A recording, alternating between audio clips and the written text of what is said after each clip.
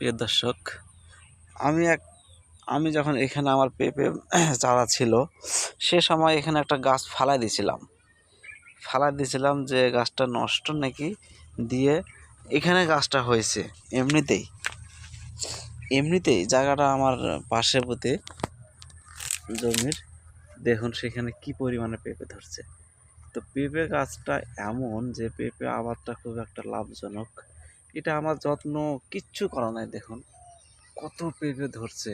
হ্যাঁ, তো মাশাআল্লাহ, আলহামদুলিল্লাহ, আল্লাহর কাছে অনেক লাখ লাখ শুকরিয়া। আলহামদুলিল্লাহ, আল্লাহ নিয়ামত শেষ করা যায় না। দেখুন, আপনারা পেঁপে চারা লাগাবেন বাড়ির আশপাশে, আনাচে কানাচে। দেখুন জায়গাটা আমার, এই জায়গাটা কোনো কাজে লাগে না, পড়ে আছে। এবং গাছ লাগাইছি চিপা চাপায় আমার বাউন্ডারির পাশে। তো সেই জায়গাটাতে একটা গাছ, ফেলে দেওয়া গাছ পেঁপে, কত সুন্দর পেঁপে ধরছে, মাশাআল্লাহ।